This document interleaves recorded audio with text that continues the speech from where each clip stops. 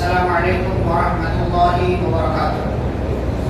بسم اللہ الرحمن الرحیم. الحمد للہ رب العالمین وبہ نستعین والصلاة والسلام علی رسولہ الامین نبینا محمد وعلی آلہ واصحابہ اجمعین.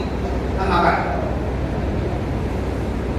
معزز حاضرین، آج کی اس مجلس میں ہم پارہ نمبر 25 کی سورۃ الشورى سے آگے کئی سورتوں کا تذکرہ کریں گے. سب سے پہلی جو سورہ ہے سورۃ الشورى، سورہ نمبر 42.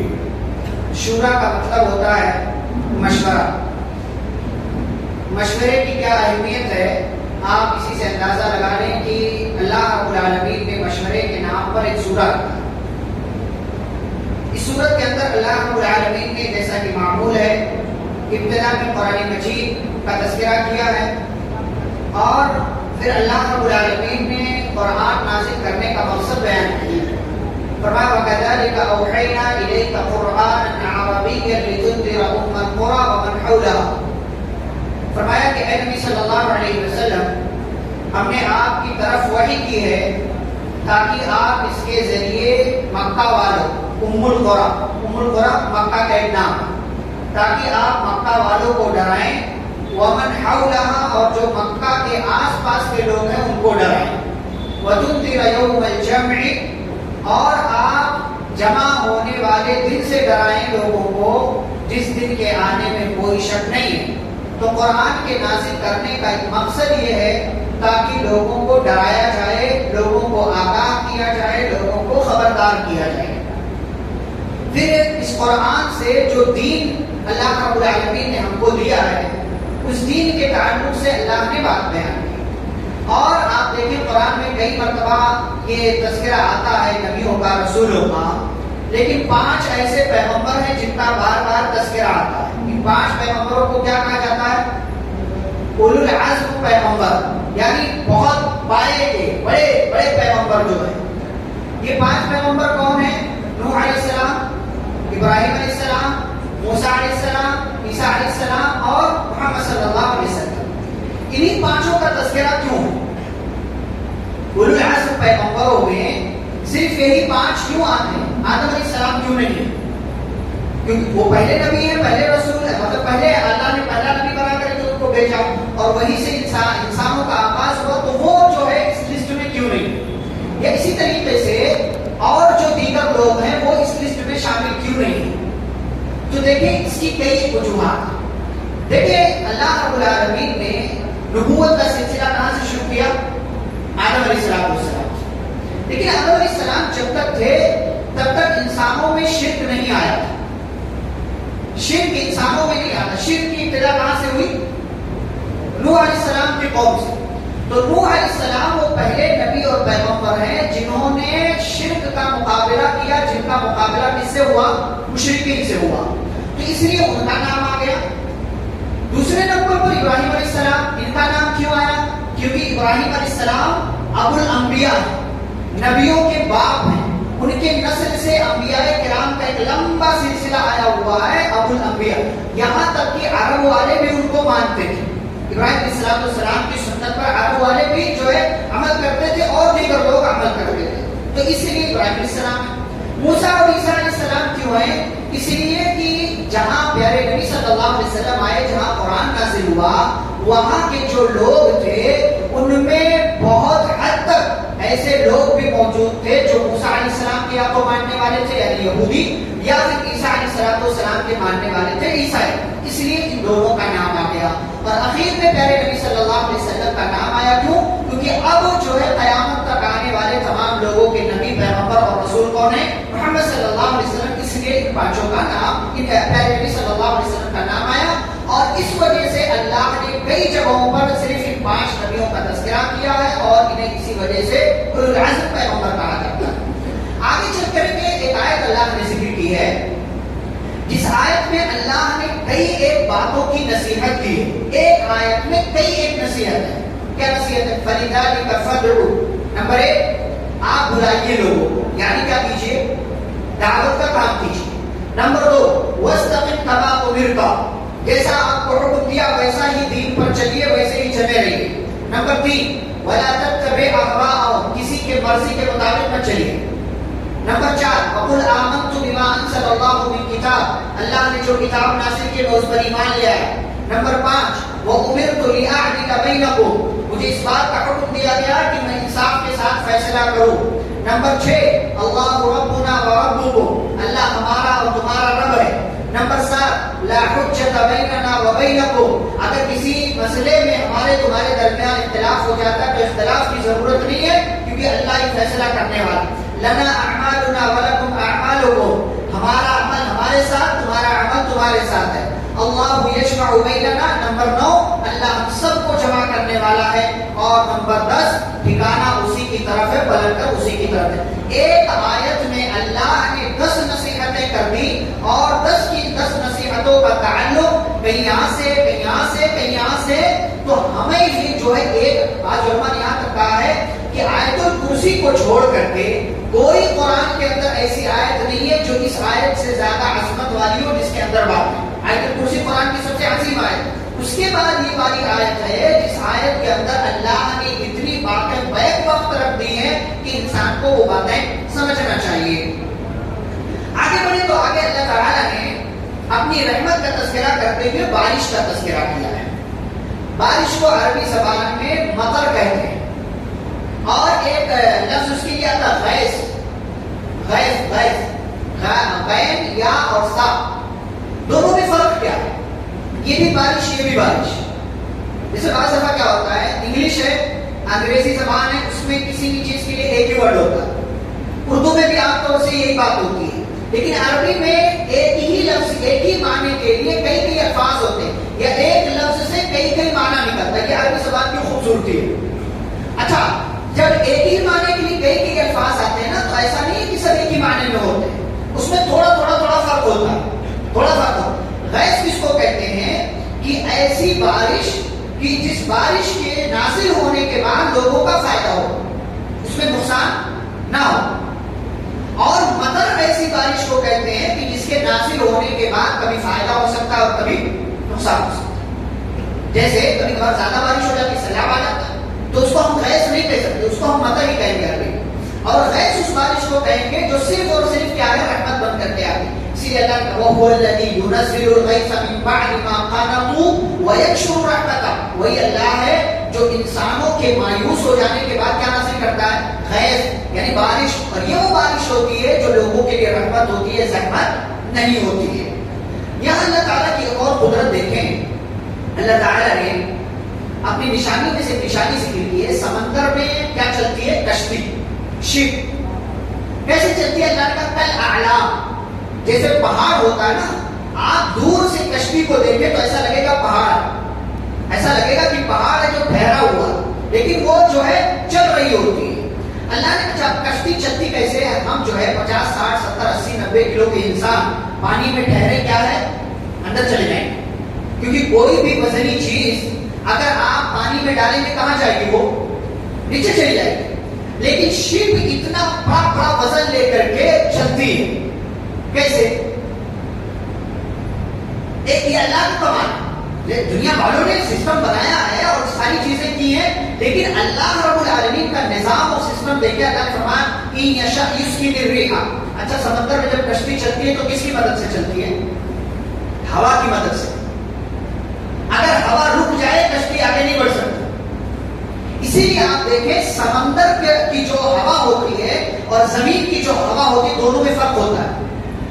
دونوں میں فرق ہوتا ہے. چاہے آپ اس کو ناپیں اسی اعتبار سے، چاہے آپ کے جسم کے لحاظ سے. اسی لیے سمندری آب و ہوا دوسری ہوتی ہے، زمین کی آب و ہوا دوسری ہوتی ہے. سمندر والی آب و ہوا ہر کوئی برداشت نہیں کر پاتا ہے. اسی لیے جو شپ میں کام کرتے ہیں، جو وہاں رہتے ہیں، آپ ان سے پوچھیں کہ کس طریقے کی زندگی وہ گزارتے ہیں. اللہ نے کہا ان یشاء یسکن الريح فیبلغن رواقد علی ظہرہ. اگر اللہ چاہے تو ہوا کو روک لے اور ہوا جب رک جائے تو یہ ساری کشتیاں جو پانی میں چلتی ہیں یہ اسی پانی کے اوپر ٹھہری رہ جائیں. او یوبقون، یا اللہ تعالیٰ چاہے تو اسی کشتی کو وہیں پر ہلاک کر دے. کیسے؟ جیسے اللہ نے کون سی کشتی کو ہلاک کیا؟ کہنے والا کیا کہتا ہے؟ ایسی کشتی بنایا کہ کوئی نہیں ڈبا سکتا اس کو. ایسا سسٹم، ایسا نظام ٹائٹینک نام کی آپ جانتے ہیں، دعویٰ کوئی نہیں ڈبا سکتا. ایسا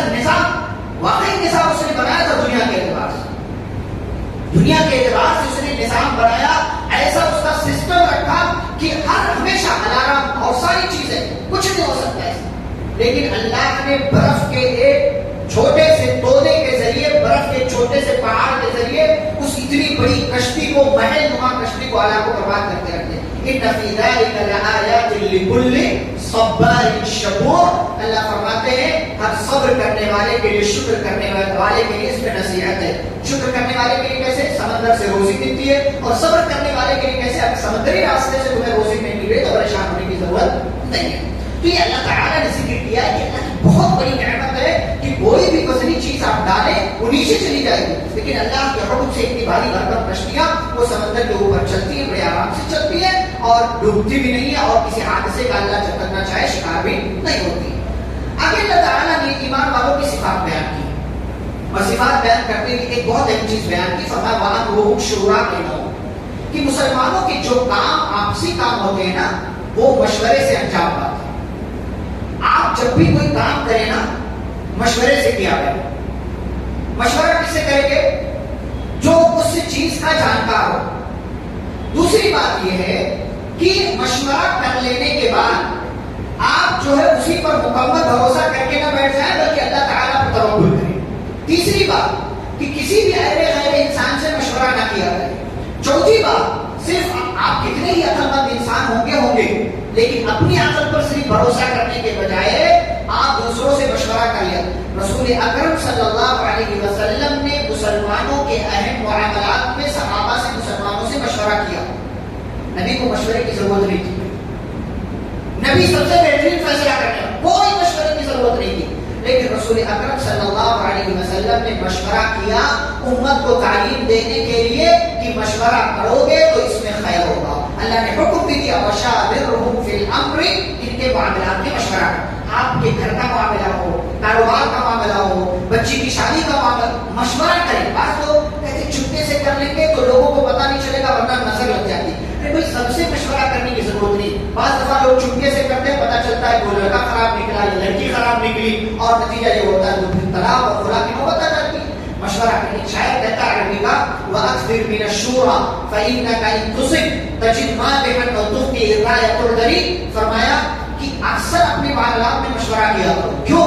اگر مشورے کے بعد کام بن گیا تب تو لوگ آپ کی تعریف کریں گے کہ ارے بڑا اچھا انسان مشورہ کر کے کام کیا ہے، بڑا اچھا، لوگ آپ کی تعریف کریں گے. لیکن اگر آپ نے مشورہ نہیں کیا اور آپ کو نقصان ہو گیا تو لوگ کہہ رہے ہیں بڑا آیا تھا ترنت آپ نے مشورہ نہیں کیا.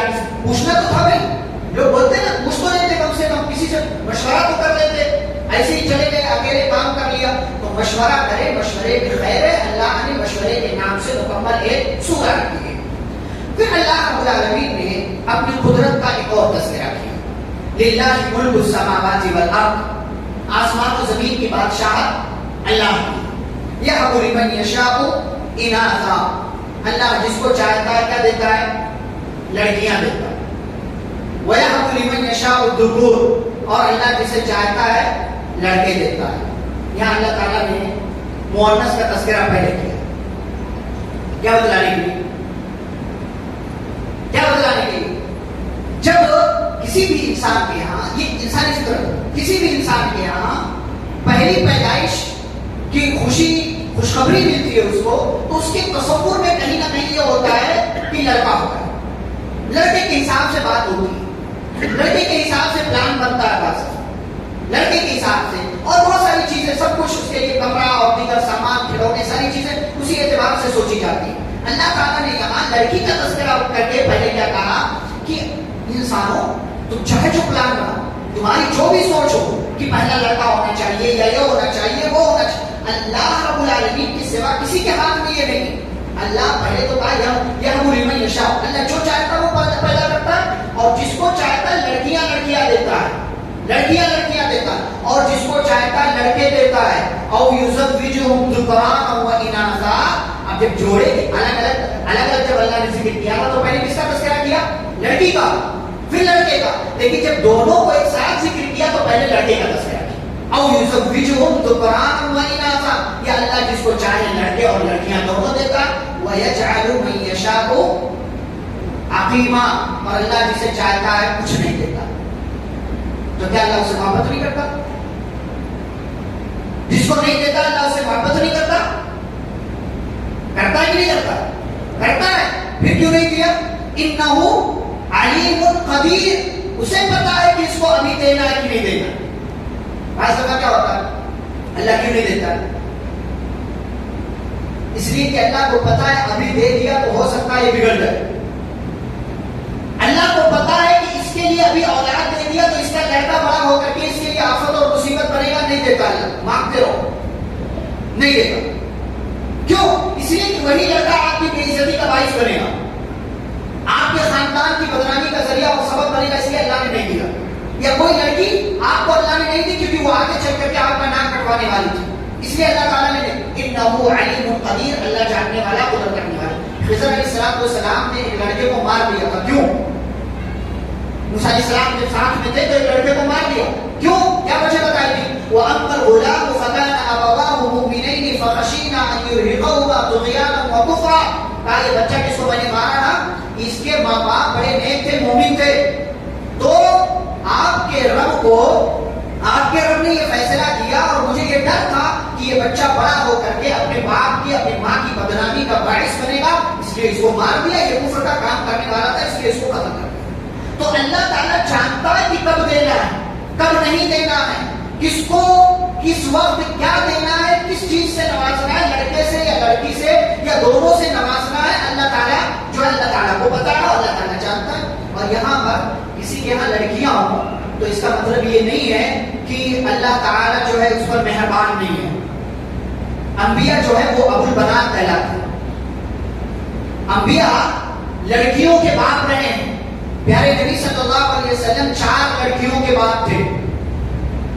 3 لڑکے ہوئے لیکن بچپن میں انتقال ہو گیا. آپ صلی اللہ علیہ وسلم کی 4 لڑکیاں بڑی ہوئی، نکاح ہوا، شادی ہوئی، پھر اس کے بعد ان کا انتقال ہوا. انبیاء ابو البنات ہیں. انبیاء یہ لڑکیوں کے باپ تھے. پیارے نبی صلی اللہ علیہ وسلم نے اس کا تذکرہ کیا. تو کسی کے پاس لڑکیاں ہوں، لوگ ان کو برا بھلا کہیں یا لوگ ان کے تعلق سے اور طرح کی بات کریں، یہ غلط بات ہے. یہ غلط بات ہے.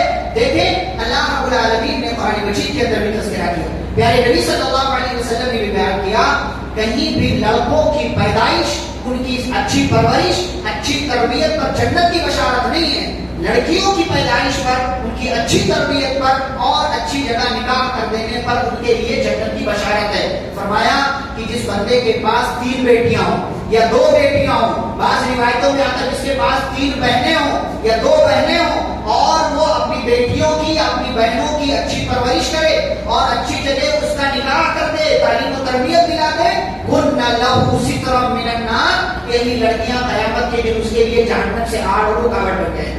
آپ پوری حدیث اٹھا کر کے دیکھ لیں، کہیں بھی بچوں کی پرورش پر یہ جملہ رسول اکرم صلی اللہ علیہ وسلم نے نہیں سنایا. تو لڑکیاں آپ کے پاس ہوں، لوگ کیا کہتے ہیں کہنے دیجئے. یہ اللہ کی رحمت کی دلیل ہے کہ اللہ رب العالمین آپ پر مہربان ہے اور اس نعمت سے نواز رہا ہے جو نعمت اللہ رب العالمین نے نبیوں کو دی تھی اور پیغمبروں کو دی تھی. آگے اللہ تعالیٰ نے وحی کا تذکرہ کیا. نبی صلی اللہ علیہ وسلم پر وحی کئی طریقے سے آتی تھی اور نبیوں پر بھی آتی تھی کئی طریقے سے. وحی کے آنے کا ایک طریقہ کیا ہے؟ ایک طریقہ یہ ہے کہ اللہ تعالیٰ خواب دکھاتا ہے. نبیوں کے خواب کیا ہوتے تھے؟ سچے ہوتے تھے. نبیوں کے خواب جو خواب میں دیکھا وہ کرنا ہے. ابراہیم علیہ السلام نے خواب دیکھا، ذبح کرنا سنا. تو نبی کے خواب تو خواب کے ذریعے بات معلوم ہوتی تھی. نمبر 2، اللہ تعالیٰ دل میں ڈائریکٹ بات ڈال دیتا تھا جس کو الہام کہتے ہیں. نمبر 3، جبریل علیہ السلام کے ذریعے دل میں بات ڈالی جاتی تھی. نمبر 4، گھنٹی کی آواز آتی تھی اور اس کے ذریعے پیارے نبی صلی اللہ علیہ وسلم کو پیغام ملتا تھا. یہ والی کیفیت بڑی سخت تھی. یہ والی کیفیت میں جب وحی آتی تھی تو نبی صلی اللہ علیہ وسلم سخت سردی کے موسم میں بھی آپ کے جسم پر پسینے آ جایا کرتے تھے. ہم عائشہ رضی اللہ عنہا زید بن ثابت رضی اللہ تعالیٰ عنہ بیان کرتے ہیں کہ ایک روز نبی صلی اللہ علیہ وسلم میرے پاس تھے اور اسی دوران آپ پر وحی کا نزول شروع ہو گیا اور آپ کی ران میری ران پر موجود تھی اور ایسا لگا آپ کا جسم اتنا بھاری ہو گیا کہ ایسا لگا میری ران، میری جان ٹوٹ جائے گی، ابھی جو ہے یہ چکنا چور ہو جائے گی، ختم ہو جائے گی. اتنا زیادہ وزن مجھے اپنے اوپر محسوس ہونے لگا. یہ کیفیت ہو جاتی تھی رسول اکرم صلی اللہ علیہ وسلم. ایسا ایسے ہی ایک اور طریقہ ہے کہ جبریل کسی صحابی کی شکل میں آتے تھے، کسی انسان کی شکل میں آتے تھے۔ ایک مرتبہ ایک صحابی تھے جن کا نام کیا ہے؟ دحیہ کلبی رضی اللہ تعالیٰ عنہ، وہ صحابی کی شکل میں جبریل آتے تھے۔ اور ایک مرتبہ وہ جو حدیث جبریل مشہور ہے، ایک انسان کی شکل میں جبریل امین علیہ السلام آئے تھے اور نبی کے گھٹنے سے اپنا گھٹنا ملا کر کے اور اپنے دونوں ہاتھوں کو اپنے ران پر رکھ کر کے بیٹھ گئے اور نبی سے کیا سوال کیا تھا؟ ایمان کیا ہے، اسلام کیا ہے اور احسان کیا ہے۔ نبی نے تینوں سوال کے جواب دیے۔ عمر رضی اللہ عنہ کہتے ہیں ہمیں تعجب ہوا کہ یہ بندہ سوال نہیں کرتا، جواب ملتا تو کہتا آپ نے سچ کہا۔ تو اگر اس کو معلوم ہے تو پوچھ کیوں رہا ہے؟ اس کو معلوم ہے تو پوچھ کیوں رہا ہے؟ پھر اس کے بعد جبریل امین علیہ السلام نے پوچھا تھا قیامت کب آئے گی؟ نبی نے فرمایا تھا کہ پوچھنے والا جس سے پوچھا جا رہا ہے اس سے پوچھنے والا زیادہ جانتا ہے۔ تو اچھا قیامت کی نشانیاں بتائیے۔ نبی نے قیامت کی نشانیاں بتائی۔ وہ آدمی آیا چلا گیا۔ نبی صلی اللہ علیہ وسلم نے ایک دن عمر رضی اللہ عنہ سے پوچھا جانتے ہو وہ کون تھا؟ جانتے ہو کون تھا؟ فرمایا نہیں ہمیں نہیں معلوم، اللہ و رسول عالم، ہمیں نہیں پتا۔ تو آپ نے فرمایا تھا وہ جبریل تھے، اجاکم یعلمکم دینکم، وہ تمہیں تمہارا دین سکھانے کے لیے آئے تھے۔ تو یہ وحی کی مختلف شکلیں ہیں کہ وحی کے مختلف 5 طریقے میں ایک طریقہ یہ ہے کہ جبریل امین علیہ السلام اپنی اصلی شکل میں آتے تھے اور نبی صلی اللہ علیہ وسلم کو پیغام دیتے تھے۔ 2 مرتبہ جبریل کو آپ صلی اللہ علیہ وسلم نے اصلی شکل میں دیکھا، 2 مرتبہ، ایک مرتبہ معراج کے موقع سے اور ایک مرتبہ بالکل شروع میں جب پہلی وحی آئی تھی اور اس کے بعد وحی کا سلسلہ بند ہو گیا تھا تو ایک جو ہے وقت گزرا، اس کے بعد جبریل امین علیہ السلام آئے تھے۔ پیارے نبی صلی اللہ علیہ وسلم چل کر جا رہے تھے، راستے میں موجود تھے کہ اچانک آسمان سے آواز آتی ہے۔ نبی فرماتے میں نے دیکھا تو آسمان پر جبریل امین علیہ السلام تھے اور اپنی اصلی شکل میں تھے، لہو ست جناح، اور ان کے 600 پر تھے، 600 پر حضرت جبریل امین علیہ السلام کے تھے۔ یہ پیارے نبی صلی اللہ علیہ وسلم کے اوپر وحی آنے کی مختلف صورتیں۔ ایک آخری صورت یہ ہے کہ اللہ تعالیٰ نے پردے کے پیچھے سے نبی صلی اللہ علیہ وسلم سے کلام کیا اور آپ کو کچھ باتیں بتائی جو معراج کے موقع سے ہوا۔ تو یہ وحی آنے کی مختلف شکلیں اور صورتیں۔ یہاں پر سورۃ الشورى مکمل ہوتی ہے۔ اس کے بعد سورۃ الزخرف کا آغاز ہوتا ہے۔ زخرف کا مطلب ہوتا ہے چمک دمک، سونے چاندی کی ہو یا گھر کی ہو، ٹائلس آپ لگا لیں، پیوپی کروا لیں اور دیگر طریقے، اس کو چمک دمک کو زخرف کہتے ہیں۔ اس سورہ میں آگے چل کر کے دنیاوی زندگی کی چمک دمک کا تذکرہ ہے، اس لیے اسے سورۃ الزخرف کہا جاتا ہے۔ اس کی ابتدا میں بھی اللہ رب العالمین نے قرآن کریم کا تذکرہ کیا، اپنی قدرت بیان کی۔ ایک چیز یہاں پر اللہ نے بیان کی ہے اور وہ یہ ہے سوالی کی نعمت اللہ نے ہم کو دی۔ آپ سوچیں اگر سوالی کی نعمت نہ ہوتی تو ہم آپ اتنا کام کر پاتے کتنا نہیں کر پاتے سوچ سکتے ہیں۔ آج تو مطلب انسان کا گھر 100 میٹر پہ پھر بھی بائک سے آتا، یہ بھی اچھی بات نہیں، یہ بھی اچھی گاڑی کا ناجائز استعمال کرنا ہے، اپنی صحت کا دھیان دینا، اپنی صحت کا دھیان دینا، بہرحال سواری۔ اچھا یہاں پر اللہ تعالیٰ نے سواری کے تعلق سے بات بیان کی۔ میں آپ سے پوچھوں کہ سفر کی دعا کس کس کو یاد ہے؟ سفر کی دعا ہاتھ اٹھا لیں، کوئی حرج تھوڑی ہے جی۔ کون سی دعا ہے سفر کی؟ غلط معلوم ہے سب، یہ سفر کی دعا نہیں ہے۔ سبحان الذی سخر لنا ھذا وما كنا له مقرنین وإنا إلى ربنا لمنقلبون، یہ سفر کی دعا نہیں ہے، یہ سواری پر سوار ہونے کی دعا ہے۔ وہاں سے آواز آ گئی سفر کی دعا، اور آگے آپ گاڑی میں، ٹرین پر، جہاز میں، بائک پر، جو بھی سواری اس پر بیٹھ گئے تو یہ دعا پڑھنی ہے۔ سفر کا آغاز ہوا، دوسری دعا ہے، دوسری دعا کیا ہے؟ یہ دعا ہے سفر کی سواری پر سوار ہونے کی۔ پھر اس کے بعد اللہ اکبر اللہ اکبر اللہ اکبر، 3 مرتبہ اللہ اکبر۔ پھر اس کے بعد اللهم انا نسألك في سفرنا هذا البر والتقوى ومن العمل ما ترضى، اللهم هون علينا سفرنا هذا واطوي عنا بعده، اللهم انت الصاحب في السفر والخليفة في الأهل، اللهم انا نعوذ بك من وعثاء السفر وكآبة المنظر وسوء المنقلب في المال والأهل۔ بہت لمبی سی دعا نا، یاد نہیں ہوتی، بہت لمبی، لیکن آپ مانا جان لیں گے نا تو آپ کو یاد کرنے کا شوق ہونا چاہیے۔ اتنا پیارا معنی ہے اس کا کہ آپ صرف جان لینا تو اگر واقعی معنوں میں آپ سفر کی صحبتوں سے پریشانیوں سے بچنا چاہتے تو یہ دعا ضرور یاد کریں گے آپ. دعا کیا ہے؟ سفر کے آداب کا میں چند تذکرہ کروں کیونکہ ہمارے یہاں کوتاہیاں بہت ہیں. ہمارے یہاں سفر کے تعلق سے کوتاہیاں بہت ہیں. پہلی بات، کوشش یہ کریں کہ سفر اکیلا نہ کریں. سفر اکیلے نہیں ہونا چاہیے. کوشش یہ ہو، مجبوری میں بات الگ ہے، کوشش یہ کریں کہ سفر اکیلے نہ کریں. دوسری بات، جب سفر کریں سفر کی دعا کا لازمی اہتمام کریں. لازمی اہتمام کریں، اس لیے کہ آپ کو نہیں پتا کہ آگے سفر میں کیا. ہمارے یہاں لیکن مسائل بڑے خراب، مسائل بڑے خراب. لمبے سفر پر جانا ہے، چلو بھائی یہاں وائی فائی ڈاؤن لوڈ کر لیں گے، ویب سیریز، ڈراما، فلانے فلانے، مست میں آرام سے بیٹھ کے دیکھیں، آرام سے دیکھیں گے. ٹرین میں نیٹ ورک برابر نہیں رہتا، فلائٹ میں تو فلائٹ موڈ پر موبائل کرنا پڑتا، وہاں تو اور نیٹ ورک نہیں آتا. آرام سے دیکھیں گے. ٹائم گزرے گا، ٹائم تو گزرے گا، لیکن آپ کا ٹائم کیسا گزرے گا وہ آپ کو پتا ہونا چاہیے. وہ موبائل بھر کے لے کے یہ نہیں تو یہ نہیں تو تھوڑا یہ دیکھیں گے، تھوڑا یہ دیکھیں گے، تھوڑا یہ تھوڑا کامیڈی دیکھیں گے، تھوڑا انٹرٹینمنٹ ہوگا، تھوڑا یہ ہوگا، تھوڑا وہ ہوگا. وہیں سے اگر وہاں چلے گئے تو مطلب جب اوپر ہے فلائٹ میں اوپر ہے وہیں سے اور اوپر چلے گئے، یہ افسوس کی بات ہے. ہم دیکھیں دوسرے کو کہتے ہیں نا سفر پہ جا رہے ہو، مسافر کی دعا قبول ہوتی ہے، دعا میں یاد رکھنا. اچھا آپ مسافر بن کر کے جاتے کتنی دعا کرتے ہیں؟ کتنی دعا کرتے ہیں آپ؟ سب کو پتا. کس کو نہیں پتا کہ مسافر کی دعا قبول ہوتی ہے؟ کس کو نہیں پتا؟ لیکن کتنے کرتے ہیں اپنا دیکھو. کتنے لوگ سفر میں دعا کرتے ہیں؟ موبائل سب چلاتے ہیں، آسانیاں سب کے پاس ہیں، لیکن کرتے کتنے لوگ ہیں نہیں پتا. اپنا دیکھو.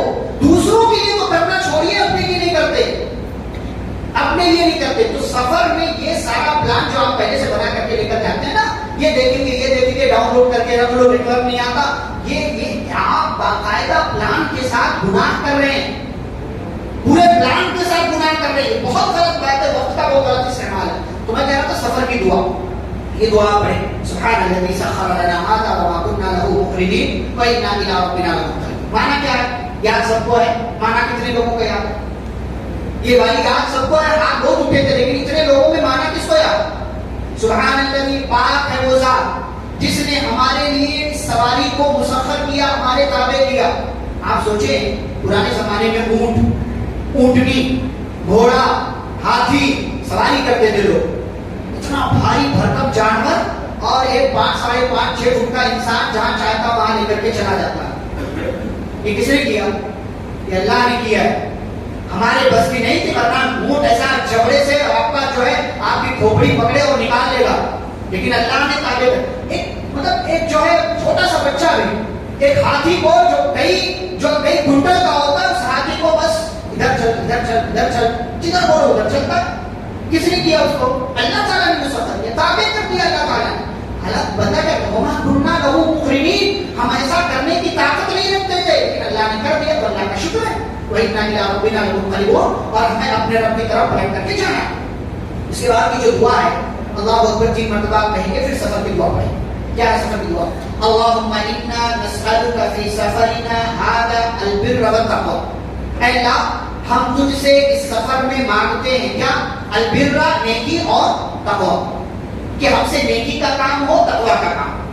ومن العمل ما ترضى، اور ایسے کام کا ہم تجھ سے سوال کرتے ہیں، ایسا کام کرو میں اس سفر میں جس کام سے تو خوش ہو. اب ہمارے کام سے اللہ خوش ہوگا جو ہم کرتے ہیں بیٹھ کر کے ٹرینوں میں، جہازوں میں.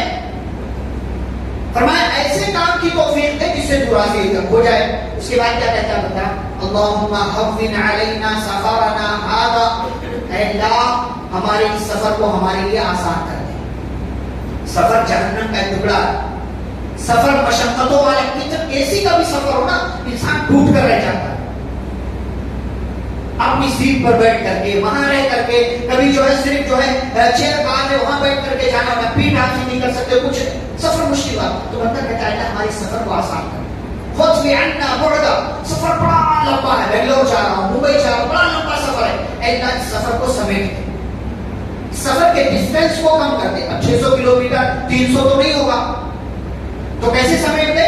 یعنی اللہ 600 کلومیٹر کا احساس نہ ہو مجھے. اس لیے بعض دفعہ دیکھیں نا ہم سفر کر کے آتے ہیں تو لگتا ہی نہیں کہ سفر کر کے آئے. کیوں؟ اللہ تعالیٰ نے آپ کے لیے اس سفر کی صعوبتوں کو، اس کی مشکلات کو آسان کر دیا. اس کی جو ہے ڈسٹینس کو آپ کے لیے دماغ میں بٹھایا نہیں کہ آپ بہت لمبا سفر کر کے آئے. ورنہ بہت بیٹھنا بڑھتا اے اللہ تو اس کی دوری کو کم کر دے، سمیٹ دے. اس کے بعد بندہ کہتا ہے اللہم انت الصاحب فی السفر، اے اللہ تو اس سفر میں میرا ساتھی ہے. دعا پڑھ لیا تو کس کو ساتھی بنا رہے ہیں؟ اللہ کو. ورنہ ساتھی کون ہوتا ہے؟ وہ ویڈیو ہوتا ہے، وہ موبائل ہوتا ہے ہمارا ساتھی، وہ گیم ہوتا ہے ہمارا ساتھی. تو دعا پڑھیں اللہ کو اپنا ساتھی بنائیں. اور جس کا ساتھی اللہ ہو اس کو سفر میں اور سفر کے دوران گھر پہنچنے کے بعد اس کو کوئی نقصان نہیں ہو سکتا. اللہ کو ساتھی بنائیں. پھر کہتا ہے اللہم انت الصاحب فی السفر والخلیفۃ فی الاہل، اے اللہ گھر والوں کو چھوڑ کر کے جا رہا ہوں، 10-15 دنوں کا سفر ہے میرا، میرے گھر والوں کی، بچوں کی، میری بیوی کی اللہ حفاظت کرنا، تیری حفاظت میں دے کر کے جا رہا ہوں، تجھے جانشین بنا رہا ہوں، تجھے اپنے گھر کا خلیفہ بنایا، میرے گھر کی دیکھ ریکھ کرنا. آگے بندہ کہتا ہے اللہم انا نعوذ بک من وعثاء السفر، اے اللہ سفر کی تھکان، سفر کی مشکلات سے میں تیری پناہ چاہتا ہوں. وکآبۃ المنظر، اور اے اللہ کوئی برا منظر دیکھنے سے بھی میں تیری پناہ چاہتا ہوں. آپ گئے، بس کا سفر ہے، ایکسیڈنٹ ہو گیا، یا آپ نے کوئی ایکسیڈنٹ کا منظر دیکھ لیا، یا آپ کے ساتھ کوئی حادثہ ہو گیا، آپ کا سامان چوری ہو گیا، آپ کے جو ہے والٹ میں کسی نے جو ہے چھینا جھپٹی کر لی، چھین لیا اس کو، آپ سے چوری کر لی. فرمائے ایسے کسی بھی منظر سے جس سے مجھے تکلیف ہو، اے اللہ میں تیری پناہ چاہتا ہوں. اور آخر میں کیا کہتا ہے وسوء المنقلب فی المال والاہل، اور اے اللہ میں جب ریٹرن آؤں تو ایسا نہ ہو کہ مجھے میرا مال برباد ملے، میرا خاندان برباد ملے، میری بیوی بگڑی ہوئی ملے، اور میری بیوی کا کسی اور کے ساتھ تعلق ہو جائے. یہ سب برائیوں سے اے اللہ بری واپسی سے میں تیری پناہ چاہتا ہوں کہ میرا مال بھی سلامت رہے اور میری فیملی بھی سلامت. یہ دعا ہے سفر کی. سفر پر نکلیں، یہ دعا پڑھ لیں، سفر بھی آسان ہوگا، رب آپ کا ساتھی ہوگا، گھر والوں کی دیکھ ریکھ کرے گا، راستے میں آپ کو کوئی حادثہ انشاءاللہ نہیں، اور پیش بھی آ جائے تو رب آپ کا ساتھی تھا، حادثہ پیش آ گیا وہاں بھی حفاظت. اس لیے بعض دفعہ ہم دعا پڑھ کر کے نکلتے ہیں نا تو کبھی کبھار حادثے سے بچ جاتا، کہتے لگتا ہے دعا پڑھ کے نکلا تھا اسی لیے بچ گیا، بار بار بچ گیا، دعا پڑھ کر کے نکلا تھا اسی لیے بچ گیا. تو ان ساری چیزوں کا خیال رکھیں، یہ سفر کے آداب میں سے ان چیزوں کا خیال رکھنا چاہیے. اور یہ والی دعا نا اس رمضان آپ یاد کرنے کی کوشش کریں. یاد نہیں ہو تو اس کو جو ہے دیکھ کر کے، موبائل آسانیوں کا فائدہ اٹھائیے، ساری چیزوں کی جب فائدہ اٹھاتے ہیں ساری چیز دیکھ کر کے پڑھ لیں، دیکھ کر کے پڑھ لیں. دیکھ کر کے پڑھنا حرام نہیں ہے، یہ ایسا نہیں ہے کہ مانا نہیں جائے گا، مانا جائے گا، بالکل مانا جائے گا. آپ نکالیں سفر کی دعا ٹائپ کریں، آپ کو سفر کی دعا مل جائے گی، سبحان اللہ جی کے ساتھ ساتھ یہ والی دعا بھی آپ کو مل جائے گی. دیکھ کر کے پڑھ لیں. آج کل تو ہر زبان میں موجود ہے، انگلش میں، رومن میں، ہندی میں، کنڑا میں، تیلگو، جس میں چاہیے اس میں مل جائے گی آپ کو. اگر آپ آسانی چاہتے تو آسانیاں ہیں، ورنہ اگر آپ کو شوق ہی نہیں ہے تو سفر میں آپ کو نکلنا ہے، جیسے تیسے نکلنا ہے، ڈرامے دیکھنا ہے تو دیکھیے آپ کا سفر برا ہوگا اچھا ہوگا، اللہ کو کیا مطلب ہے اس سے؟ اللہ کو کیا مطلب؟ اپنے سفر کو اچھا بنانا تو دعا ہوتا ہے، احترام کریں. آگے بڑھیں تو آگے اللہ تعالیٰ نے فرشتوں کا وغیرہ کا تذکرہ کیا کہ فرشتوں کو اللہ کی بیٹیاں لوگوں نے بنا دیا، اس پر ہم بات کر چکے ہیں. آگے بڑھے تو اللہ تعالیٰ نے کہا فرمایا جو اللہ کے ذکر سے منہ موڑتا ہے اللہ اس کا دوست ایک شیطان کو بنا دیتا ہے، اس کا دوست ایک شیطان کو بنا دیتا ہے. اور وہ شیطان کیا کرتا ہے پتا ہے؟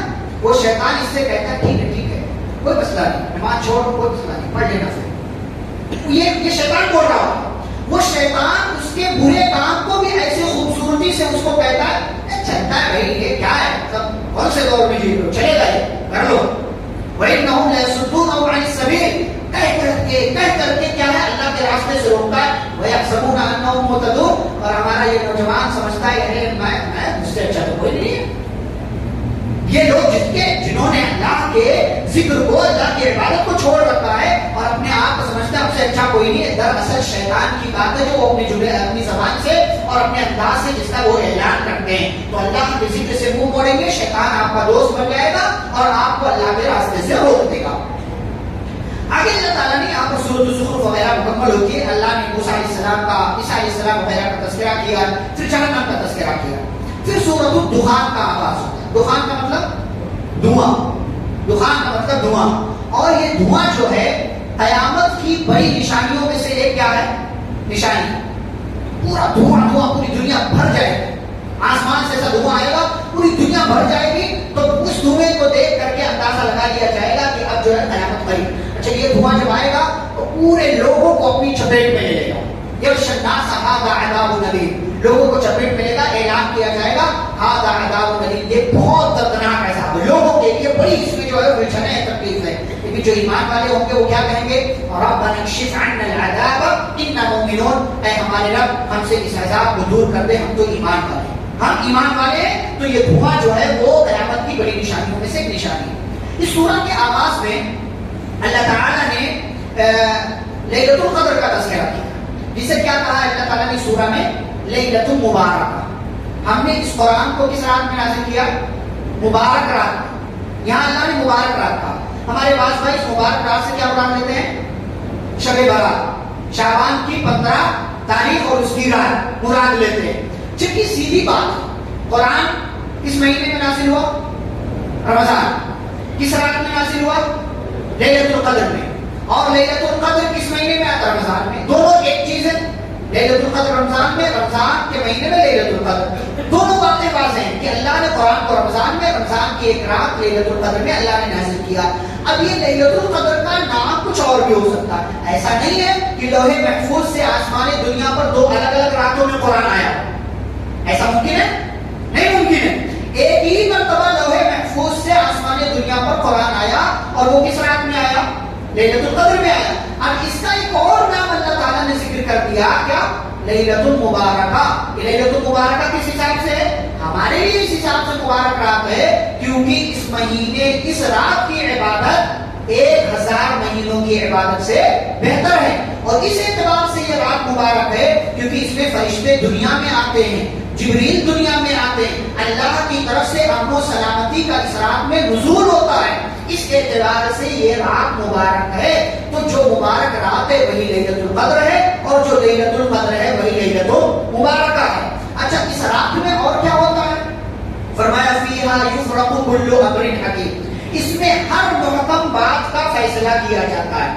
آج لیلۃ القدر سے آگے آنے والے پورے سال میں کیا کیا کیا کیا ہونا ہے، کس کو کیا ذمہ داری دینی ہے، کس کے ذمہ جو کام ہے وہ اس کو بدلا دیا جاتا ہے، کس کی طرف سے؟ اللہ کی طرف سے جبریل کو، جبریل کی طرف سے تمام فرشتوں کو، جس کی جو ذمہ۔ اس سال میں کون کون مرنے والا ہے پوری لسٹ تھما دی جاتی ہے ملک الموت کو۔ اس سال کس کو روزی ملنے والی ہے، کتنی روزی ملنے والی ہے، لسٹ تھما دی جاتی ہے۔ اس سال کیا کیا حادثات کیا کیا ہونے والے ہیں، معاملات ہونے والے ہیں، سب کچھ بتا دیا جاتا ہے۔ پہلے سے یہ کہاں ہے؟ لوح محفوظ میں، اللہ کے علم میں۔ اس رات میں اللہ تعالیٰ کیا کرتا ہے؟ اپنا یہ علم فرشتوں کو دے دیتا ہے کہ آئندہ 1 سال میں یہ ہونے والا ہے، اتنے لوگ پیدا ہونے والے ہیں، اتنے لوگوں کا فلاں لوگوں کا انتقال ہونے والا ہے، یہ کام ہونے والے ہیں۔ تو اللہ نے امر من عندنا، اور یہ سب کون کرتا ہے؟ ہم کرتے ہیں، ہم کرتے ہیں، اور ہم اپنے فرشتوں کو بھیجتے ہیں، اور وہ پھر فرشتے ہماری طرف سے دی گئی ذمہ داری کو پوری طریقے سے دنیا میں ادا کرتے ہیں۔ یہ اس رات کی فضیلت، اس رات کا مقام ہے۔ ہم اور آپ بات چیت میں گزار دیتے ہیں، 2:30 بجے واپس گھر چلے جا کر کے گزار دیتے ہیں۔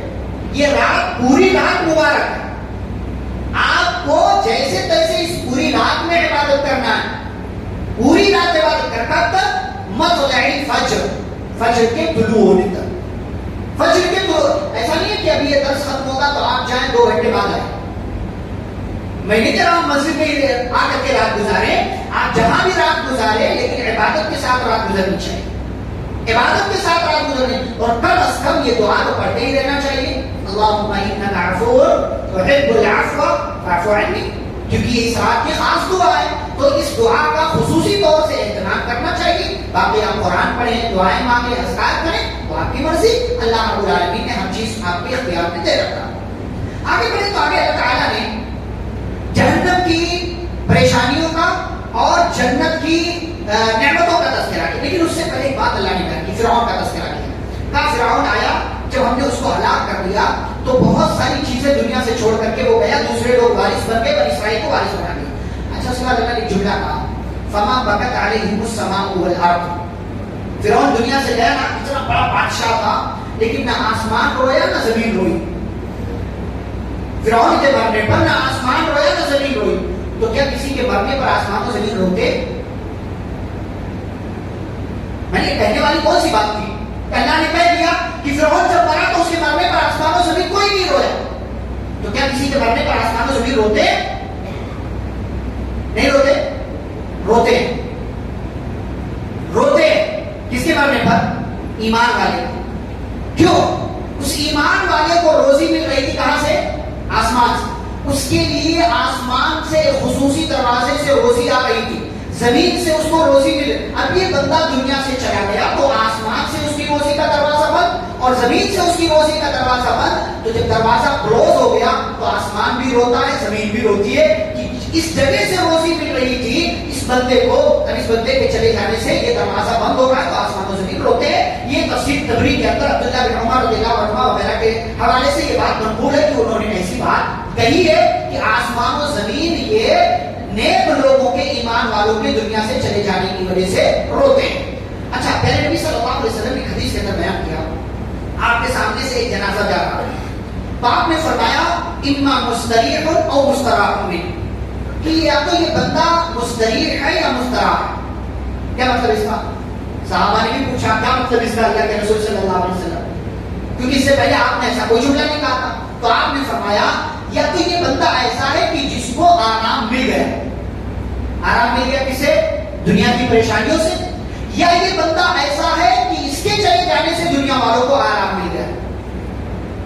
دو ہی صورتیں ہوتی ہیں بندے کی, یا تو اچھا ہوگا یا برا. اچھا ہوگا تو دنیا کی مشکلات سے کیا ہے, دنیا کی مشکلات سے اس کو نجات مل جائے گی, اور برا ہوگا تو دنیا والے اس کی طرف سے آنے والی پریشانیوں سے کیا پائیں گے, نجات. اس لیے بعض دفعہ جب کوئی مرتا ہے نا تو اچھا ہوا مر گیا, اچھا ہوا مر گیا, پورا معاشرہ پوری سوسائٹی پریشان تھی اس سے. لیکن بعض دفعہ جب کسی کے انتقال کی خبر سنتے ہیں افسوس ہوتا ہے, پتہ نہیں کہاں کے وہ ہیں, لیکن خبر ہم سنتے ہیں تو اللہ کے واسطے ان سے ہمیں محبت تھی تو ہمیں تکلیف ہوتی کہ اچھا انسان تھا دنیا سے چلا گیا. لیکن ہم نہیں جانتے کہ ہمارے لیے وہ اچھا انسان تھا لیکن دنیا اس کے لیے اچھی نہیں تھی, اس لیے اللہ نے اس کو کیا کر دیا, بلا لیا, دنیا کی تکلیف سے اس کو کیا کر دی, نجات دے دی. تو آسمان و زمین کو نیک لوگوں کے دنیا سے چلے جانے کی وجہ سے کیا ہوتی ہے, تکلیف ہوتی ہے, آسمان و زمین روتے ہیں. جہنم کے عذاب کا اللہ نے تذکرہ کیا ہے, فرمایا زقوم کا درخت ہے یہ گنہگاروں کا کھانا. زقوم کون سا درخت ہے؟ یہ درخت جہنم کے بیچوں بیچ میں اگتا ہے. اس کو اللہ نے سورۃ الصافات میں 12 نمبر 23 میں ذکر کیا. فرمایا انھا شجرۃ تخرج فی اصل الجحیم, وہاں اگتا ہے. اب جہنم میں جہنمیوں کو اس کا پھل دیا جائے گا. کیسا ہوگا یہ پھل؟ وہ جہنمی پھل کھائے گا. فرمایا طعام کالمہل, تلچھٹ کی طرح. تلچھٹ آپ سمجھتے ہیں؟ نہیں سمجھتے, سمجھاتا ہوں. تیل آپ دیکھتے ہیں, تیل ایک ڈبے میں ہوتا, تیل رکھتے ہیں نا, تیل آئل, جس سے آپ بھجے وغیرہ اور ساری چیزیں جو ہے اس کو تلتے ہیں, دیگر کام کرتے ہیں. تو جب اس کو آپ گرم کرتے ہیں نا, تو گرم کرنے کے بعد نیچے بلیک سا کچھ دکھائی دیتا ہے, کچھ ڈاٹ سے دکھائی دیتے. گرم کرنے کے بعد جب آپ پورا تیل نکال کے سائڈ کرتے تو نیچے آپ کو کچرا جیسا بلیک دکھتا ہے. اسی کو تلچھٹ بولتے, اسی کو مہل بولتے. کالمہل, اس تلچھٹ کی طرح یغلی فی البطون. اچھا وہی جو بلیک دکھائی دیتا ہے آپ کو, اگر گرم پیٹ میں ڈال دو تو کیا حالت ہوگی پیٹ کی؟ پیٹ کو پھاڑ کر کے رکھ دے گا وہ. فرمایا یہی حال زقوم والے پیڑ کا ہے, اس کے پھل کا ہے. پھل وہ گنہگار کھائے گا, پیٹ میں جائے گا, یغلی فی البطون, پیٹ میں جاتے ساتھ ہی اس کے پیٹ میں ابلنے اور کھولنے لگے گا. کیسے؟ کغلی الحمیم, جیسے گرم پانی کھولتا ہے ویسے یہ پھل اس کے پیٹ میں جانے کے بعد کھولے گا. اور اللہ کی طرف سے آواز ہے خذوہ, لو کھاؤ. اور کھائے گا جب تو نہ ادھر نہ ادھر, نہ نگلتے بن رہا نہ اگلتے بن رہا. تو پانی مانگے گا پینے کے لیے, اللہ پانی دیں گے. اور یہ پانی کون سا ہوگا؟ گرم پانی ہوگا جو اس کی اکڑیوں کو جلا کر کے خراب کر کے رکھ دے گا. پھر سے وہ اللہ تعالیٰ سے موت مانگے گا اور یہ سمجھے گا کہ میں مر جانے والا ہوں, لیکن پھر سے اس کی شکل وہی دوبارہ سے ہو جائے گی اور کہا جائے گا ذوق, کھا, مزہ چکھ. یہ عذاب میں پڑا رہے گا تو انک انت العزیز الکریم، اس کے دو معنی مراد لیے ہیں، یا تو وہ کہے گا اللہ تو غالب ہے، تو بڑا عزت دار ہے، مجھے اس عذاب سے نکال دے، یا تو اللہ اس بندے سے کہے گا کہ بندے یہاں عذاب کا مزہ چکھ، دنیا میں بڑا ترب خان بنتا تھا، ہماری بات تو نے نہیں مانی، آج دے ہماری بات نہ ماننے کا عذاب اور اس کا انجام یہاں بھگت، اور اس عذاب میں تو مبتلا رہے گا اور جہنم کے عذاب کا مزہ چکھتا رہے گا۔ پھر آگے اللہ تعالیٰ نے جنتیوں کا تذکرہ کیا، جنت کی نعمتوں کا تذکرہ کیا، فرمایا اللہ تعالیٰ نے جنتی کہاں ہوں گے؟ امن و سکون والی جگہ میں ہوں گے، ان کو لباس کس کا ملے گا؟ ریشم کا، باریک ریشم بھی موٹا ریشم بھی، دونوں الگ، سندس استبرق دونوں اللہ نے ذکر کیا، موٹا ریشم بھی باریک ریشم بھی۔ ساتھ ہی ساتھ کیا ہوگا؟ یحلون فیہا من اساور من ذہب ولؤلؤا، سونے اور چاندی کے، سونے اور موتی کے کنگن پہنائے جائیں گے۔ ہمارے یہاں نوجوان کڑا پہنتا، کیوں پہنتا؟ کیونکہ بھائی پہنتا اس لیے پہنے گا، ہاں پہنتا ہے وہ، کیا کیا بولتے اس کو، بریسلیٹ پہنتا ہے، اور پھر اور نہ جانے کیا کڑا پہنتا ہے، لوہے کا پہنتا ہے، میں تو ایسے ہی پہنتا ہے، ایسے ہی پہنا ہوں، چپ پہنا ہوں، یہ ایسے ہی اور چپ، کیا یہ کون سی بات ہے؟ آپ کے لیے ہے ہی نہیں وہ، لیکن جنت میں ہے ہی، سونے اور موتی کا بنایا ہوا کنگن جنتیوں کو پہنایا جائے گا کہ اللہ نے ذکر کیا۔ اور ساتھ ہی ساتھ ایک بات بتا، کذالک وزوجناہم بحور عین، اللہ نے فرمایا ہم جنتیوں کو کیا دیں گے؟ حور دیں گے۔ کتنی ملنے والی ہے؟ کتنی؟ بولو بھائی، نہیں چاہیے کیا؟ کتنی ملنے والی ہے؟ نہیں، 70 والی بات صحیح نہیں ہے، 70 والی بات دو کنفرم ملنے والی ہے، یہ دنیا والی بیوی چھوڑ کے، یہ اگر جنت میں تو یہ تو ملے گی، لیکن وہاں پر دو حور ملنے والی کنفرم، اس کے اوپر آپ جتنا چاہیں اللہ نمازیں پڑھو، جتنا چاہیں اس کے اوپر، لیکن دو اللہ کی طرف سے مہمان نوازی کے طور پر آپ کی عزت افزائی کے لیے، آپ کی تقریب کے لیے دو ہے اللہ کی طرف سے، اس کے اوپر جتنا آپ چاہیں، جو چاہیں اللہ تعالیٰ آپ کو نوازے گا۔ اچھا یہ حور جو ہے یہ ایسے ہی نہیں مل جائے گی آپ کو، اللہ تعالیٰ نکاح کروائے گا، کیا کہا؟ وزوجناہم، ہم شادی کرائیں گے اس کی، کس سے؟ حور عین سے ہم شادی کرائیں گے۔ اچھا یہ دنیا والی زیادہ خوبصورت ہے یا جنت والی؟ کیا دنیا والی زیادہ خوبصورت ہے؟ کیوں؟ اس دنیا میں جو آزمائش کی جگہ یہاں آنے کی وجہ سے یہ دنیا والی زیادہ خوبصورت ہے، اور حور کیا؟ اللہ نے اس کو پیدا کر دیا، وہ وہی کی مخلوق ہے۔ اچھا لیکن ایک بات، حور جب دنیا میں عورت شوہر کو ستاتی ہے نا، ستاتی کی نہیں؟ ہاں بولیں گے تو پکڑے جائیں گے، تو جب کوئی ستاتی ہے عورت اپنے شوہر کو، تو ادھر سے جنت سے حور جو اس بندے کو ملنے والی ہے وہ کہتی ہے اللہ کی بندی کیوں اس کو پریشان کرتی ہے، یہ تیرے پاس تھوڑے دن رہے گا، پھر اس کے بعد میرے پاس آنے والا ہے، پھر اس کے بعد میرے پاس آنے، تو کیا اس کو اسی حور سے جلنا چاہیے؟ جلنا چاہیے؟ دنیا کے حساب سے تو چلے گی، سوگن گوارا نہیں ہے، سوگن گوارا نہیں دنیا کے اعتبار سے چلے گی، لیکن آخرت میں وَنَزَعْنَا مَا فِي صُدُورِهِمْ مِنْ غِلٍّ، اللہ ہر طرح کا حسد، کینہ، جلن، کپٹ، چھل سب کچھ دل سے نکال دے، کچھ نہیں رہے گا وہاں۔ اچھا وہاں پر جنت میں جب جنتی جائے گا نا، جنت میں ایک مارکیٹ لگے گی، کون سی مارکیٹ؟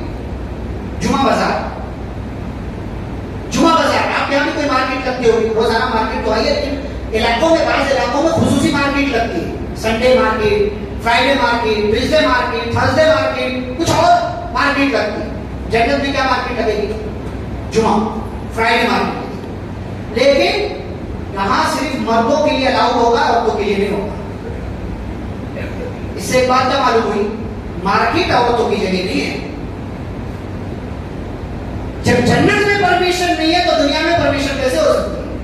لیکن آپ دیکھیں، نکلیں گے تو دیکھیں خواتین کا سیلاب آپ کو ملے گا، کالے کالے برقعے میں ملبوس خواتین، 1 بجے، 1:30 بجے، 2 بجے، سب کچھ چل رہا، گیا تاخرا، گیا آخری اشرا، گیا دیکھیں گے عید آ رہی، عید منائیں گے، سنت منانے کے چکر میں فرض چھوڑ رہے ہیں، سنت منانے کے چکر۔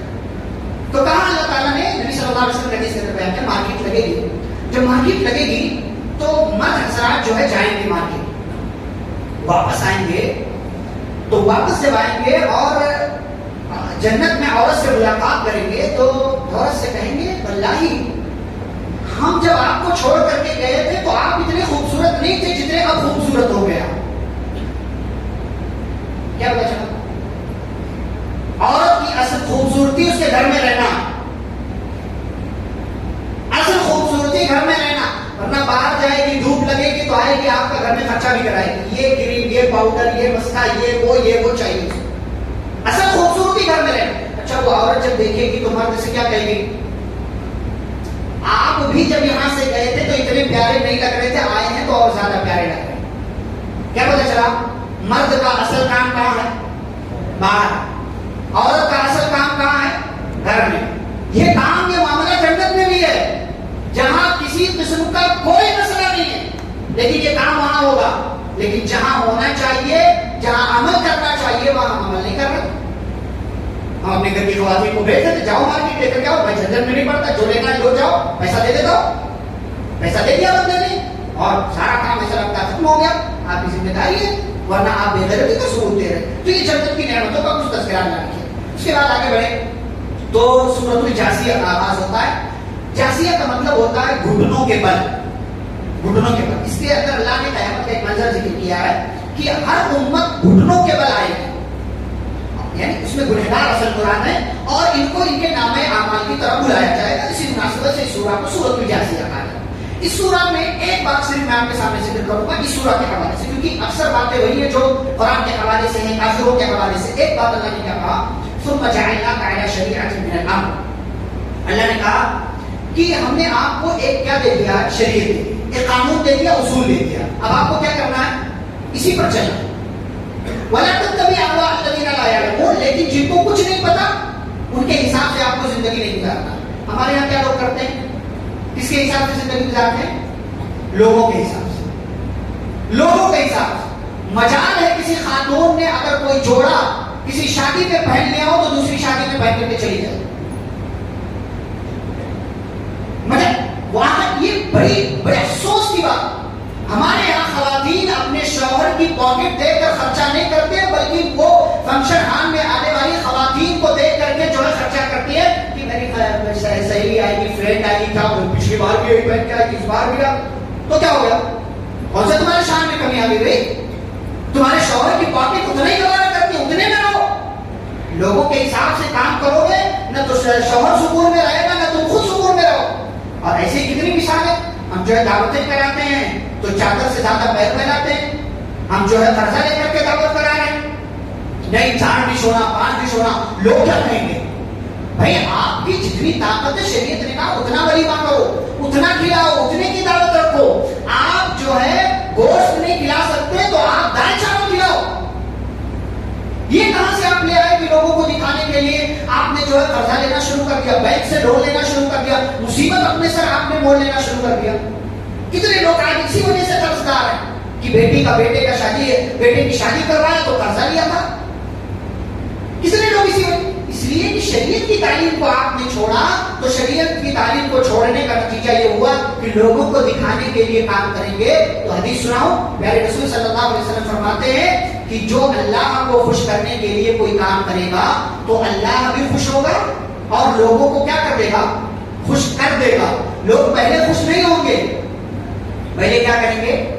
پہلے آپ کو کہیں گے شادی کیا, پوچھا نہیں, یہ کھلایا, وہ نہیں کھلایا, ایسا کیا, ویسا. پہلے لوگ آپ کو برا کہیں گے, لیکن بعد میں یہی لوگ اللہ کے راضی ہو جانے کی وجہ سے اللہ ان کے دل میں بات ڈالے گا کہ یار وہ آدمی بڑا اچھا تھا, بڑا اچھا تھا, رسم سے دور رہا, رواج سے دور رہا, خرافات سے دور, شریعت کے مطابق اس نے کام کیا. اللہ کو خوش کرنے کے لیے کام کرو گے, اللہ بھی خوش ہوگا, لوگوں کو خوش کر دے گا. وَمَنِ الْتَمَسَ رِضَى اللَّهِ بِسَخَطِ النَّاسِ رَضِيَ اللَّهُ عَنْهُ وَرَضِيَ عَنْهُ النَّاسِ.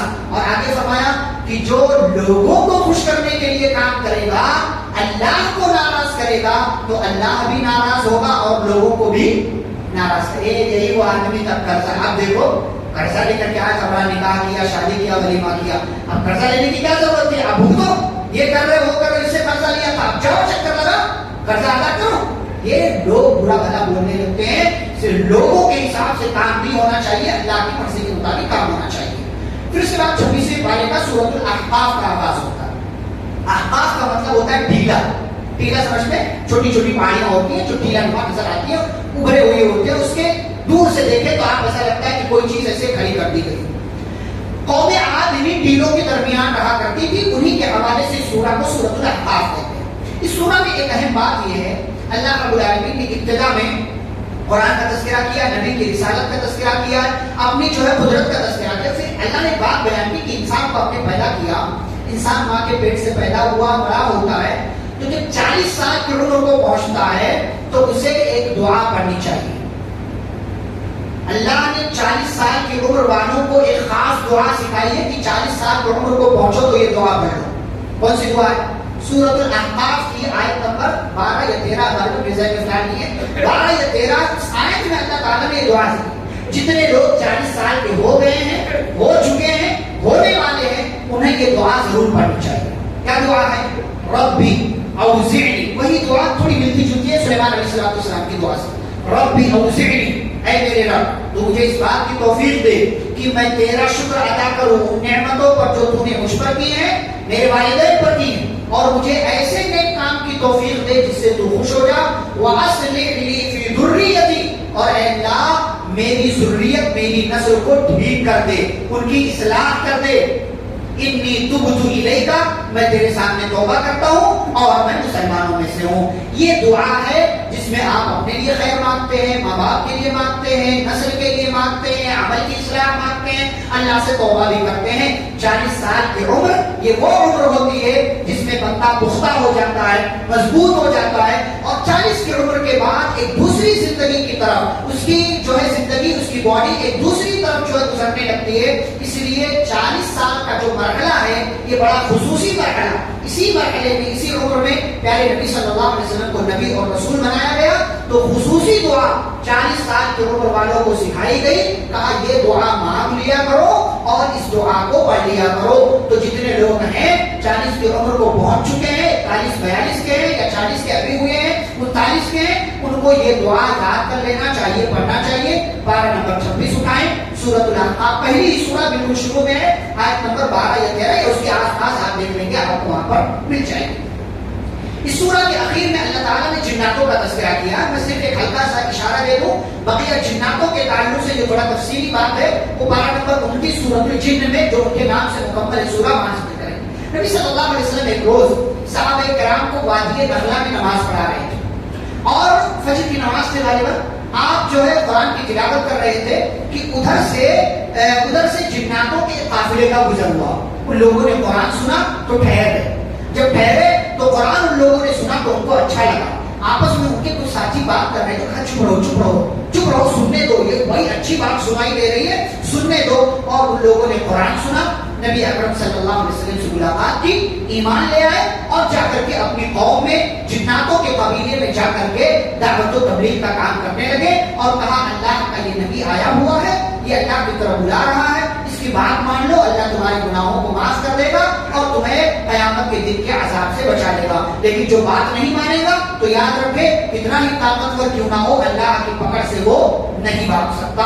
تو یہ ایک واقعہ ہوا تھا جناتوں کے تعلق سے. بقیہ تفصیل انشاءاللہ پارہ نمبر 29 میں سورۃ الجن میں جناتوں کے حوالے سے آپ کے سامنے ذکر کریں گے. آخری سورہ آج کی مجلس کی وہ سورہ ہے سورہ محمد. کس کے نام پر؟ محمد صلی اللہ علیہ وسلم کے نام پر. ابراہیم کے نام پر سورہ ہے, ہود کے نام پر سورہ ہے, اور یونس ہے, یوسف ہے, تو نبی کے نام پر بھی سورہ ہونی چاہیے, ہے سورہ محمد. رسول اکرم صلی اللہ علیہ وسلم کے کتنے نام تھے؟ کس کو معلوم ہے؟ جی, 2, محمد اور احمد. کتنے؟ 5. کسی نے کہا 5, آپ نے کہا تھا 5 صحیح ہے. نبی صلی اللہ علیہ وسلم کے کتنے نام تھے؟ 5. بعض لوگ کہتے ہیں جیسے اللہ کے 99 نام ویسے نبی کے بھی 99. ہمارے یہاں انڈیا سے جو قرآن چھپتا ہے تو ایک طرف اللہ کے 99 نام لکھے جاتے ہیں, دوسری طرف نبی کے اپنی طرف سے بنائے ہوئے 99 نام لکھے, طٰہٰ, یاسین, نہ جانے کیا کیا اپنی طرف سے بنا کر کے لوگوں نے لکھا ہوا. یہ اللہ کے برابر کرنے والی بات ہے. اللہ کے 99 نام کنفرم ہے, لیکن نبی کے 99 نام نہیں ہے. نبی نے ایک حدیث میں بتایا میرے 5 نام. کون کون سے نام؟ محمد کس نے رکھا؟ دادا نے. کون؟ عبد المطلب. مطلب نہیں، عبد المطلب. تا پر سکون ہے، تا پر تشدید ہے، لام پر تشدید نہیں. مطلب کہیں گے غلط ہو جائے. عبد المطلب. محمد نام رکھا دادا نے. احمد کس نے رکھا؟ ماں نے آمینہ نے. اور پھر اس کے بعد نبی کا ایک نام ہے عاقب. کیا نام ہے؟ عاقب. کسی کا نام ہے یہاں عاقب.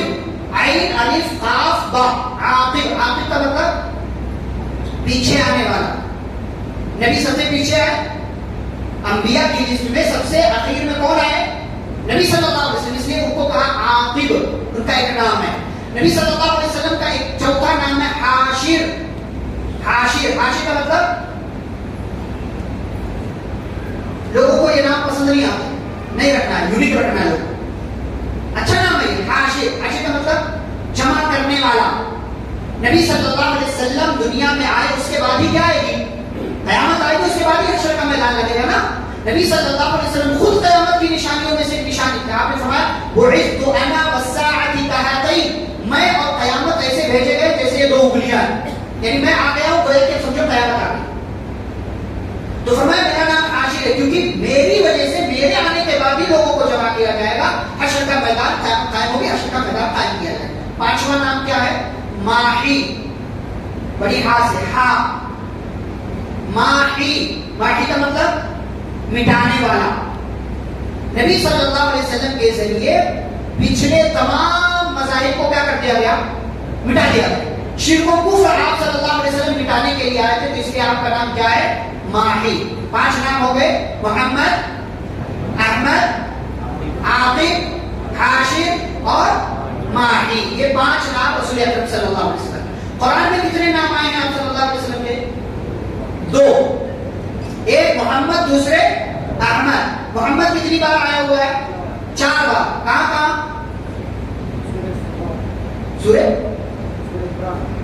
سورہ آل عمران. جی. اس کے بعد سورۃ الفتح، اور ایک سورہ محمد، اور ایک سورۃ الاحزاب. ما کان محمد ابا احد من رجالکم. سورہ آل عمران، سورۃ الاحزاب اور سورۃ الفتح 26واں پارہ کل آئے گا انشاءاللہ. اور سورہ محمد جو ابھی ہم دیکھ رہے ہیں، یہاں پر یہ 4 نام ہیں. اور احمد ایک جگہ نام آیا ہوا. کون سی سورہ میں؟ سورۃ الصف، پارہ نمبر 28 کی ایک سورہ ہے، اس سورہ میں نام آیا ہوا. بارک اللہ فیک. یہ احمد نام آیا ہوا ہے، وہاں پر ہم تذکرہ کریں گے. تو پیارے نبی صلی اللہ علیہ وسلم کے نام پر یہ سورہ. اس سورہ کی ابتدا میں اللہ نے بات کی، فرمایا اے ایمان والو، اگر اللہ کی مدد کرو گے تو اللہ کیا کرے گا؟ تمہاری مدد کرے گا. اللہ کی مدد کیسے کر سکتے ہیں؟ اللہ کے دین کی مدد کر کے، اس دین پر چل کر کے، لوگوں کو سیدھا راستہ بتا کر کے، لوگوں کو برائیوں سے روک کر کے، اس کلمے کی بلندی کے لیے کام کر کے، اپنا حصہ اس دین میں ڈال کر کے، یہ اللہ کی مدد کرنا ہوا. اللہ کی مدد کریں گے، اللہ آپ کی مدد کرے گا. اور اللہ کی مدد صرف یہ نہیں کہ مسجد سے جڑے رہو، کسی کے کام آ جانا یہ بھی مدد ہے، کسی کا بوجھ اٹھا دینا یہ بھی اللہ کی مدد ہے، کسی کی مشکل کو آسان کر دینا یہ بھی اللہ کی مدد ہے. یہ سارے کام ہم کریں گے، اللہ ہماری مدد کرے گا. اور کیا کرے گا؟ وہ یثبت اقدامکم، اور اللہ ہمارے قدموں کو جما دے گا. اس سورہ کے حوالے سے 2 اور باتیں بتا کے بات ختم کریں. پہلی بات، جنت کی مثال اللہ نے نہیں فرمایا. جنت کی مثال جس کا متقیوں سے وعدہ کیا گیا ہے. جنت میں کتنی نہریں ہیں؟ کون بولے؟ 4. کون بولے؟ آپ بولے؟ کوئی تو بولے؟ آپ بولے؟ اچھا ماشاء اللہ. 4 نہریں ہیں جنت میں. فیہا انہار من ماء غیر آسن. ایک نہر پانی. وانہار من لبن لم يتغیر طعمه، دودھ. وانہار من خمر لذة للشاربین، شراب. وانہار من عسل مصفى، شہد. یہ 4 چیزوں کی نہر ہے جنت کے اندر. اور صرف اللہ نے یہ نہیں کہہ دیا پیکٹ کے بعد ختم نہیں کیا پانی کی نہر ہے، دودھ کی نہر، شہد کی نہر، شراب کی نہر، بلکہ ان تمام نہروں کی صفت بھی بیان کی. فرمایا پانی کا نہر ہوگا، جو پانی کی جو نہر ہوگی وہ پانی کبھی بھی خراب نہیں ہوگا. دنیا کا پانی کیا ہو جاتا ہے؟ خراب ہو جاتا ہے، پیلا پڑ جاتا ہے. ایک دن 2 دن رکھ دو. زمزم کی الگ سے ہوتا ہے، جو زمزم کی اپنی خصوصیات ہے، نشانی ہے اللہ تعالیٰ کی وہ. اس کے علاوہ جو بھی پانی کتنا بھی کیسے بھی اسٹور کر کے آپ رکھ لو، جو بھی ڈال دو خراب ہو جائے گا، کائی لگ جائے گی، پیلا پڑ جائے گا، جم جائے گا، جو کچھ بھی ہوگا اس کے ساتھ. لیکن جنت کی نہر جو ہے پانی کی کبھی خراب نہیں. وَأَنْهَارٌ مِّن لَبَنٍ لَمْ يَتَغَيَّرْ طَعْمُهُ. دودھ آپ 24 گھنٹے رکھ دو فریج کے علاوہ بھی تو کیا کر ہو جاتا ہے؟ وہ کیا ہو جاتا ہے؟ کھٹا پڑ جاتا ہے، پھوٹ جاتا ہے، پھٹ جاتا ہے، جو بھی آپ ہو. جنت کی دودھ والی جو نہر ہوگی اس کا ٹیسٹ کبھی بھی نہیں بدلے گا، ذائقہ کبھی بھی تبدیل نہیں ہوگا اس کا. نمبر 3 وَأَنْهَارٌ مِّن خَمْرٍ لَذَّةٍ لِّلشَّارِبِينَ. شراب کی نہر ہوگی. اور شراب کیسی؟ شراب کیسی؟ پینے کے بعد عقل معاف نہیں ہوگی، عقل پر پردہ نہیں پڑے گا جیسے دنیا کی شراب ہوتی ہے. فرمایا پینے والے کے لیے کیا ہوگی؟ مزیدار ہوگی، مزیدار ہوگی، بہترین ہوگی، بڑی اچھی ہوگی. اور چوتھی نہر وَأَنْهَارٌ مِّنْ عَسَلٍ مُصَفًّى. فرمایا صاف شفاف، نہ کچڑا، نہ کچھ، نہ ملاوٹ، نہ کوئی اور چیز، نہ اس میں شکر، نہ مصری، کچھ نہیں، خالص اوریجنل بالکل ایک دم شہد کی نہر ہوگی. اللہ نے فرمایا یہ تو 4 ہم نے بیان کیا. وَلَهُمْ فِيهَا مِنْ كُلِّ الثَّمَرَاتِ. ہر طرح کے پھل اللہ رب العالمین کی طرف سے وہاں جنتی کے لیے موجود ہوں گے. تو یہ جنت کی صفت اللہ نے بیان کی. آخری بات قرآن کے حوالے سے اللہ نے ذکر کیا افلا یتدبرون القرآن ام علی قلوب اقفالها. قرآن کے حوالے سے اللہ نے 2 ہی بات بیان کی. یا تو بندہ قرآن پڑھ رہا ہوگا، سمجھ رہا ہوگا، یا تو اس کے دل پر کیا لگا ہوگا؟ قفل لگا ہوگا. اب آپ سوچو آپ کے دل پر قفل لگا ہے، لاک لگا ہے، یا آپ قرآن پڑھ کر کے اس کو سمجھنے کی کوشش بھی کرتے ہیں. اچھا قرآن 3 مقصد کے لیے آیا تھا. سورہ صاد میں اللہ نے ذکر کیا 12 نمبر 23 میں، وہاں ہم کو بیان کرنا تھا لیکن ہم یہاں بیان کر رہے ہیں. 3 صفت اللہ. کتاب انزلناہ الیک مبارک لیدبروا آیاتہ ولیتذکر اولو الالباب. قرآن کی 3 صفت اللہ نے. قرآن کیا ہے؟ مبارک ہے. قرآن کیا ہے؟ اس کے اندر تدبر کرنا چاہیے. قرآن کیا ہے؟ اس کے ذریعے نصیحت حاصل کرنا چاہیے. قرآن سے یہ 3 کام مسلمانوں کو لینا چاہیے کہ مسلمان اس سے برکت لے، مسلمان اس میں اندر غور و فکر کرے اور مسلمان اس سے نصیحت حاصل کرے. لیکن مسلمانوں نے تینوں میں سے صرف ایک کام کو لے رکھا ہے. قرآن برکت کے لیے ہے. اچھے والے غلاف میں لگا کر کے رکھ دو، برکت آئے گی. زندگی بھر رکھے رہو، برکت نہیں آئے گی. رکھے رہو زندگی، برکت نہیں آنے والی. لیکن آج قرآن برکت ہے. کوئی مر گیا چلو قرآن خانی کر دیا، غلط کا بدعت کا. ہمارے یہاں قرآن جو ہے صحیح جگہ پر استعمال کرنے سے زیادہ بدعت کے کاموں میں لوگ استعمال کرتے ہیں.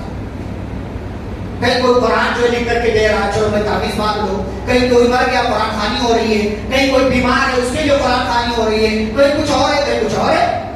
اچھائی کے کاموں کے لیے جتنا ہم قرآن استعمال نہیں کرتے ہیں، اس سے زیادہ یہ مسلمان جو ہے برائی کے اور بدعت کے کاموں کے لیے استعمال کرتے ہیں. تو اللہ نے فرمایا قرآن میں تدبر، غور و فکر. آج الحمدللہ آپ بیٹھ کر کے سن رہے ہیں، کوئی سنانے والا ہے آپ کو سنا رہا ہے، لیکن بقیہ 11 مہینے آپ کیا کریں گے؟ کیا کریں گے؟ یہ ذمہ داری ہے ہماری. اللہ ہم سے بات کر رہا ہے. قرآن نا اللہ ہم سے بات کرتا ہے. قرآن ہم کو بار بار مخاطب کیا. تقریباً اللہ نے 90 سے 95 جگہ پر بار بار مخاطب کیا ایھا الذین آمنوا یا ایھا الذین آمنوا یا ایھا الذین آمنوا. بار بار اللہ تعالیٰ نے مخاطب کیا ایمان والو، ایمان والو، ایمان والو. کون ہے یہ ایمان والو؟ اگر ہم نہیں ہے تو کون ہے؟ تو پڑھے گا کون؟ غور و فکر کون کرے گا؟ تو یہ تینوں کام قرآن سے ہمیں لینا چاہیے. اس کی تلاوت سے برکت حاصل کریں، اس کو سمجھ کر پڑھیں تاکہ غور و فکر کے ذریعے ہمیں مزید باتیں معلوم ہو. اور جب تدبر کریں گے تو نصیحت بھی حاصل کریں گے. جیسے ابھی آپ سن رہے ہیں تو بعض دفعہ سن کر کے ڈرنے والی کیفیت ہو جاتی، بعض دفعہ سن کر کے نصیحت حاصل کرنے والی کیفیت ہو جاتی، بعض دفعہ سن کر کے جنت مانگتے ہیں اللہ تعالیٰ سے، بعض دفعہ سن کر کے جہنم سے اللہ کی پناہ مانگتے ہیں. تو ابھی کیفیت ہے، سن رہے ہیں تو کیفیت ہے، لیکن یہاں سے نکلیں گے کیفیت ختم ہو جائے گی. یہ ماحول ختم ہو جائے. یہ ماحول باقی رہے اس کے لیے کیا کرنا چاہیے؟ قرآن پڑھیں، قرآن سنیں، قرآن سمجھیں، قرآن غور و فکر کریں، ترجمے کے ساتھ پڑھیں. اور ترجمہ آسان ہے، مشکل نہیں ہے، پریشانی والی بات نہیں ہے. کہیں اٹک جائیں، مسئلہ ہو، علماء ہے، رابطہ کریں تو آپ کے لیے انشاءاللہ آسانی پیدا کریں گے. شرط یہ ہے کہ ہم قرآن سے جڑے. قرآن سے جڑیں گے تو اللہ رب العالمین ہمیں اپنی ذات سے جوڑ لے گا اور قرآن ہماری زندگی میں سراپا رحمت، برکت، شفا، علاج اور ہدایت کا ذریعہ بن کر کے ہماری زندگی میں آئے گا۔ اللہ رب العالمین سے دعا ہے اللہ ہم سبھی کو قرآن سے مکمل طور سے فائدہ اٹھانے اور قرآن مجید کے حقوق کو ادا کرنے کی توفیق عطا فرمائے۔ اللہ ہمیں رمضان المبارک کی ساعتوں سے مکمل طور سے فائدہ اٹھانے کی توفیق دے، آمین۔ صلی اللہ علیہ نبی کریم، سبحانک اللہم وبحمدک، اشہد ان لا الہ الا انت، استغفرک واتوب الیک۔ السلام علیکم ورحمۃ اللہ وبرکاتہ۔